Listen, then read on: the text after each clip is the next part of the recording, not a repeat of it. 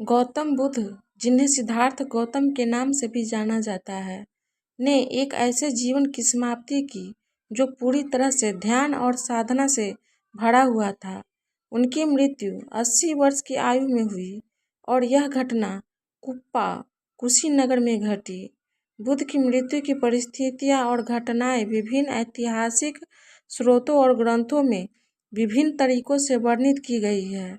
यहाँ हम बुद्ध की मृत्यु के बारे में विस्तार से जानेंगे। गौतम बुद्ध ने अपने जीवन के अंतिम दिनों में एक यात्रा की योजना बनाई थी, जो उनके अनुयायियों के बीच एक महत्वपूर्ण घटना थी। उन्होंने कुप्पा, कुशीनगर के निकट एक गांव की यात्रा की और वहां एक अंतिम प्रवचन दिया। इस प्रवचन में उन्होंने जीवन की क्षणिकता और मृत्यु के महत्व पर चर्चा की। यह प्रवचन उनके अनुयायियों को यह सिखाने के लिए था कि मृत्यु जीवन का अनिवार्य हिस्सा है और इसे एक अंत के रूप में नहीं देखना चाहिए, बल्कि एक परिवर्तन के रूप में समझना चाहिए। गौतम बुद्ध ने बताया कि उनका शरीर अब उन्हें सहयोग नहीं कर रहा है और उनका निधन निकट है। उन्होंने अपने अनुयायियों से कहा कि वे उनके शरीर को अंतिम संस्कार के लिए तैयार करें और इसे उचित सम्मान दें। उन्होंने यह भी स्पष्ट किया कि उनका निधन एक प्राकृतिक प्रक्रिया है और इसमें कोई चौंकाने वाली बात नहीं है। उनका अंतिम समय भी बुद्ध के शेष जीवन के सिद्धांतों की पुष्टि करता है, जिसमें उन्होंने यह बताया कि जीवन और मृत्यु दोनों ही संसार के नियमों का हिस्सा है। ऐतिहासिक साक्ष्यों के अनुसार बुद्ध ने अपने अंतिम दिनों में एक भोजन किया था, जिसमें उन्हें एक प्रकार के विषाक्त भोजन का सेवन करने की सूचना मिली है।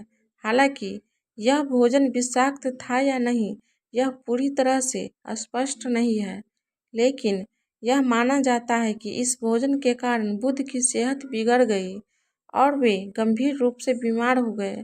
इस भोजन के बाद उनका स्वास्थ्य तेजी से गिरने लगा और उन्होंने अपने शरीर की स्थिति की गंभीरता को समझा।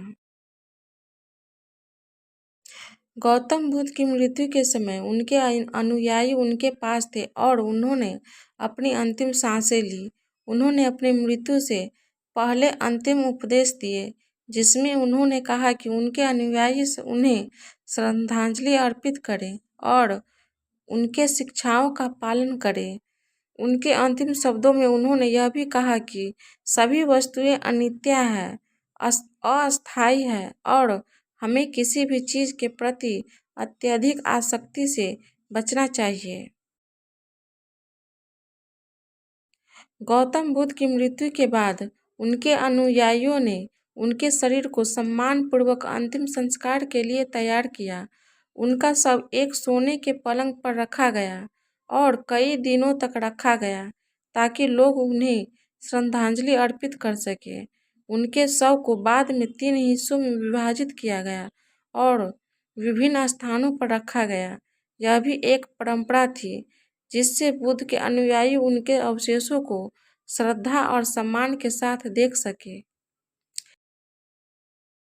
गौतम बुद्ध की मृत्यु के समय उनकी शिक्षाओं और उनके जीवन के अंत में उनके अनुयायियों को यह सिखाया कि मृत्यु एक प्राकृतिक और अनिवार्य प्रक्रिया है, जिसे हमें समर्पण और शांतिपूर्णता के साथ स्वीकार करना चाहिए। उन्होंने ध्यान और साधना की महत्वपूर्णता को भी बताया, जो कि उनके अनुयायियों को जीवन की स्थिरता और परिवर्तनशीलता को समझने में मदद करता है। गौतम बुद्ध की मृत्यु उनके जीवन की पूर्णता और उनके धार्मिक सिद्धांतों की पुष्टि करती है। उनके अंतिम क्षणों ने उनके अनुयायियों को यह सिखाया कि मृत्यु को एक अंत के रूप में नहीं, बल्कि एक परिवर्तन के रूप में देखना चाहिए। उनके जीवन और मृत्यु दोनों ही बौद्ध धर्म के महत्वपूर्ण शिक्षाओं का हिस्सा है, जो शांति, ज्ञान, आत्म अन्वेषण की ओर ले जाते हैं। धन्यवाद।